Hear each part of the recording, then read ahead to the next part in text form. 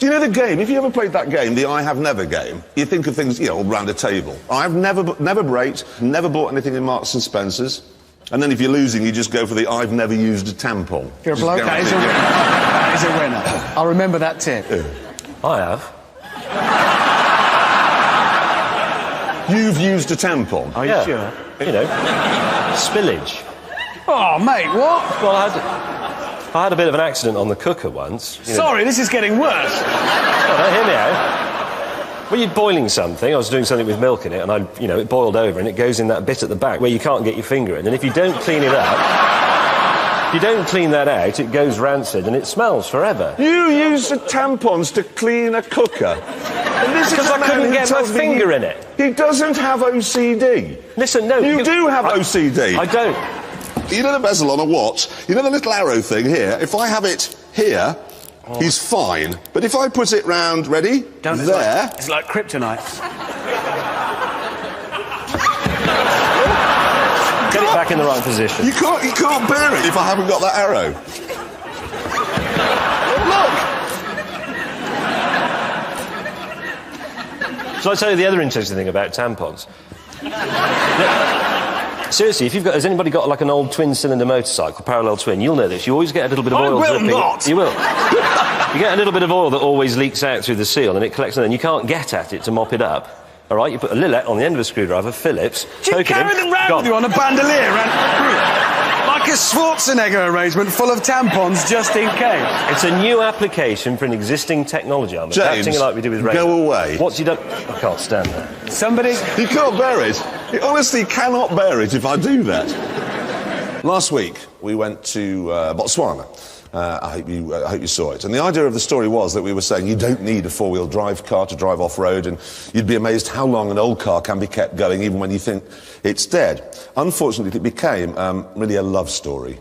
It was the story really of a young man who went out there to Africa and he... Hang on a minute. What? Because I think we can improve this with an old Top Gear prop. Hold on. What old Top Gear prop? Just hang on, I'll find it. Well, you're an old Top Gear prop, how can you... Oh, no, that. No, honestly, this will improve it immensely. I'll start again. Would you? Yeah, hang on. Yeah. Wait for it. Right. OK. So, it's the story, really, of a young chap who went to Africa and fell in love with a 43-year-old Opel Kadett who he called Oliver. And they would sit for many hours under the stars, telling each other they had eyes like pools of moonlight. And now he's decided to ship him back. I said him. Ship Eat back to England, haven't you? Yeah, I have. He's coming home. Are you going to live in the country together and, like embroider church kneelers? Are you sure this isn't just, the typical holiday romance? You'll get him home. When you were out there, you thought you had a lovely moustache. You'll get him home and he'll be horrid. Richard, he only wants a British passport. Yeah. Or an MOT. Listen, it's real. He loves me and he's coming home. That's a fact. It just is out. I'm going to be sick. Look at him, there he is, the face. Missing him now. He's on a boat right now as we speak. I know. No, you're not offloading. Bristol. And I know when. Oh, Anyway, let's move it on, shall we?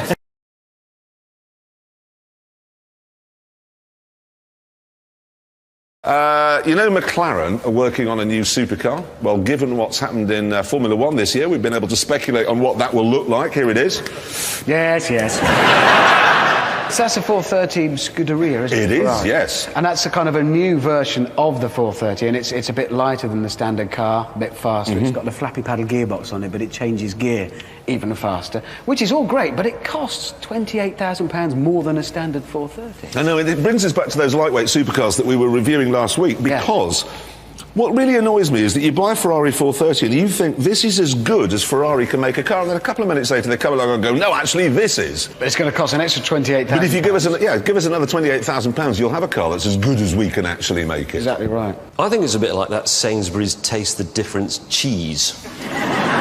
No, let me think about it. Like cheese. Hold on a minute. No. No, it's not like cheese. No, that's not cheese. No. This is an analogy. But you go into Sainsbury's and you see cheese, and it costs a certain amount of money, but then next to it there's Taste the Difference cheese, and it's a little bit more expensive, but it tastes really nice. The bachelor life. No, but what I want to know is, why don't they just make all the cheese like that? Or do they just make that cheese and then make something that's a bit worse, price it lower and say, here's some rubbish cheese for poor people? Hang on, I'm confused. So why are you on this programme? I'm right, aren't I? It is like, why would you deliberately make the cheese less good than you could make it? It's a bloody Ferrari! This is exactly my point. They've deliberately made the F430 less good than they know it can be, so they then bring out a more expensive one and taste the difference on it and sell it in Sainsbury's. Well, they don't actually do that. Now you confuse yourself, you poor old goat. Is it? Sorry. Right. I'm moving it on. James has plainly gone quite mad. We're getting back to cars, because that's where we're supposed to be. Anyway, it's time now for the news. You might notice we've got some new furniture and a new telly. Now, the problem is, you see, there was a fire at our storage depot. You might have seen it in the papers. And nearly all of our props got destroyed. Yeah, and the police are saying, as you can see here, that it was arson. Yeah, but, I mean, who'd do that? It's not like we've ever upset anyone. I know. Well, there was the vicar whose trio rammed in the Toyota pickup truck. Yeah, and everyone in Wales, and everyone in Birmingham, and everyone in America. Yeah. And while we were making this series, actually, we managed to upset the Coast Guard, who said that we've ruined the English Channel. Yeah. Hang on a minute. What? You're not seriously suggesting that the British Coast Guard drove all the way up to Watford and set fire to our chairs, are you? Would be No, better. I'm not. I know who did this. Who? Fifth Gear. Hang on, why? Can we just look at the evidence? Just last week, OK, it was in the papers, they've rolled a Bedford rascal van. There it is, OK? Yeah. A year ago, if we look at a shot from Top Gear, we rolled a Bedford rascal van. Where did it bear? They're now saying that one of their presenters has hurt his foot. That's not an accident! We have proper accidents on this show. Do you think they're a bit jealous? Yeah, so please, really, Tiff, Vicky, stop burning our things. Yes. Can I just say, the seats we used to have were from a Vauxhall Senator. So if anybody out there is watching, they have a Vauxhall Senator. Well, hang on. You're going to say if you've got a Vauxhall Senator and you don't need the seats. Send them to us. Write to us. I've got a Vauxhall Senator and I drive everywhere standing up. Yes.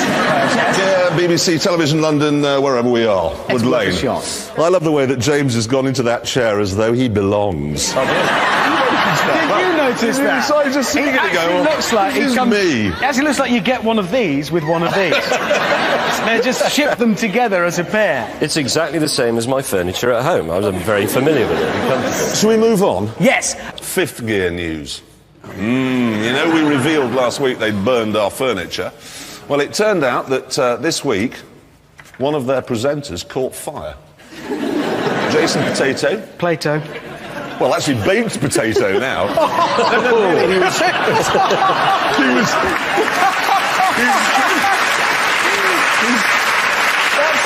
was belting down the runway at Brunton Court. His car caught fire. He was quite badly injured, actually. He had to go to hospital. He burnt his hand and his face and what have you. We wish him a speedy recovery. I'd just like to say thank you, God.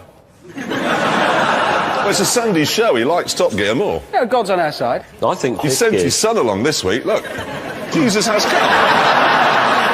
Has come amongst us. The Son of God does not go to fifth gear. He doesn't. That's never been said before. No.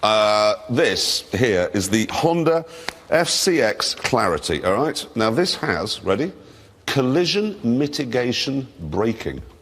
Brakes. Yes. They call it. You actually analyse what collision mitigating braking system means. It doesn't mean brakes. However, this is one of the most important cars ever launched. It's actually got a hydrogen fuel cell, so the only thing that comes out of the back of that, all that comes out is water, H2O, that's it. It's completely zero emissions, and really astonishing. The hydrogen fuel cells are actually extremely clever, much better than batteries, because the fuel cell stack in that develops 100 kilowatts. It is, and that's, well, that would be enough like to heat your house. Yeah, well, it would be 100 electric fires, but in my house, I mean, even if you put lots of stuff on, like the immersion heater, the cooker, the telly, the central heating... Your electric curlers. My electric curlers. A gramophone. And the giant flashing illuminated neon picture of Freddie Mercury. All of that. So that would add up to what? Well, no more than 10. No, and the point of this car is that not only is it a proper car, drives around like a normal car, but if you could plug that into your house, well, it would actually power a whole street. Easily. And only produce water. The only real problem is that, the only thing that we haven't got yet is a hydrogen filling station. And the other thing, of course, is that storing hydrogen is tricky, but they're working on ways to make it so you can store it on bits of metal. And actually, that brings me on to something. Children, if you're watching, School tomorrow, if you've got a science lesson and the teacher says, today we're going to do storage of hydrogen, pay attention, because whoever works that out is going to be the richest person the world has ever seen. Ever. Because honestly, as soon as they get the infrastructure worked out, that's just it. Yep. So if you're watching this in Saudi Arabia, time to break out your camel. It's back to carpets for you. And now the news, and this just in from Keira Knightley. She says she's disappointed, but she understands. Anyway, on with road safety news. Some Swiss researchers at a university have found that young men drive faster when they hear masculine words. Some particularly dangerous words they've identified are muscle and beard. What, so they drive faster when they hear those words? Yeah, when they hear the word beard. But the interesting thing is, Now, hold on a minute. Are you suggesting that if I see him coming the other way, I will speed up? Yes. It's a beard. It is a beard. You will speed up by 1 mile an hour. But the converse is true, because they slow down again if they hear feminine words such as pink and lipstick. If I hear the word lipstick, I just assume my dog's got excited again. I have to say, though, Hammond, this would be brilliant, because you know, when next time he gives us a lift and we want him to speed up, i.e. always, we just have to sit in the back shouting manly words at him. What, so just shout... Power drill. Work boots. We could lose him his licence, because wait until he's just coming up to a speed camera, lean over and just whisper, big pliers. And he's just 100 mile an hour, James May just in a fluster. And then when we want him to slow down, we just have to use feminine words. Pink. Fluffy. Joking apart, though, I think this is actually quite interesting. If you actually said bra, you'd screech to a halt immediately. But I think that maybe the reason why I always tend to drive a bit too slowly is that I'm always thinking about the John Lewis kitchen department. Anyone parked in London recently? No. You've seen the problem? No more parking meters now or pay and display. What you do is you pull up and there's a sign, we've got a picture of one here, OK, where you pay by phone for your parking space. Would anybody like me to try that? Well, OK, well, I have brought with me all you need. Got a phone and a credit card. These are what you need, OK? And I've got a microphone so you can hear what I'm doing. Just give me the number. 0870 428 428 4009. 4009. This puts me through to a laptop in India. There we go. I've got a microphone ready. I'll put the speaker on. Welcome to Westminster's phone parking service. Please enter the 4-digit location number or enter 0 to select your last location. Right, so it's 8, that's the location number, 8744. Your car's rotting at this point, but here we go, there we are. Need you to enter your PIN number or the last 4 digits of the credit or debit card that you registered. My credit card, last 4. I can't read that. I need... Oh, you can anyone got any glasses? Tell you what, give it to me, I'll read your number out loud. All of it. No, you won't be doing it. They might need the I said, I've expiry got any date. reading glasses. Thanks, these are... Oh, yes. They're not reading glasses. No, there we go. 7.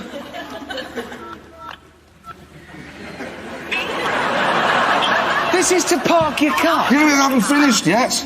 Please press the key on which the first curvature of your number plate resides. Eh?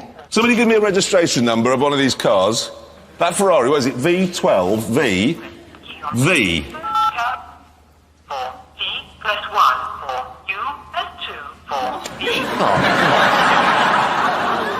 No! You've got to go through the whole number plate, pressing hundreds of thousands of... I promised faithfully the other day, I was in London, I used an entire...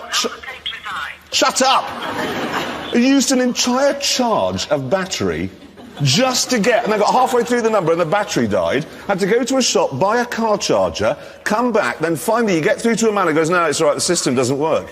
He actually admitted, he said, no, it doesn't work, no one can do it. We've got to do something about Ken Livingstone. It's his fault, obviously. I've had this plan.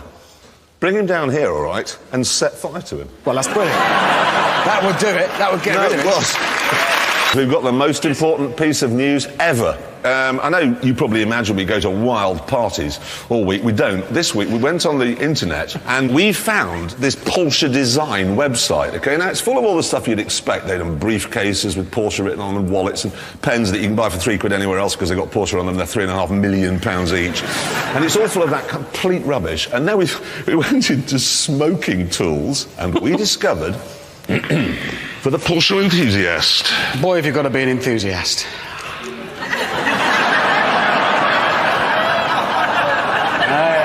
Porsche designed pipe. These are real, genuine. They cost quite a lot of money, but they come in 4 different colours and different styles. I've spun off in my Porsche, look at that. Mine won't start properly. No, of course it will. It's a Porsche, persevere. No, what are you doing, man? No, other way round you. Ah. It's a 911 Porsche, hot bit goes at the back. You don't look right with that, but have you noticed over my shoulder? Oh, no.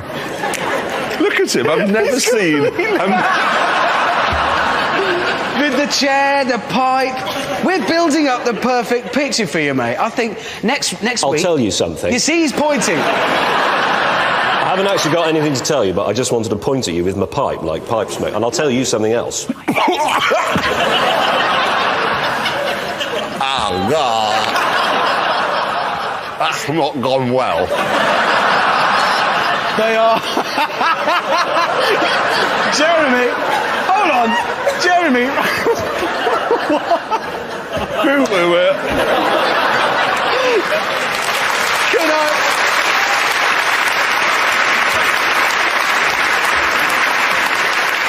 Can I just get quite clear?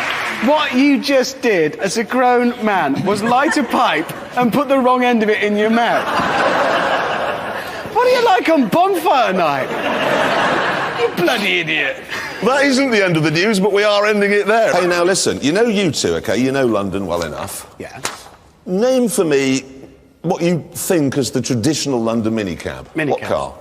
Toyota Camry. Nissan Primera. Yeah. Hyundai Sonata. No, you're wrong. Oh, God, where are my glasses? Not again. Here we go.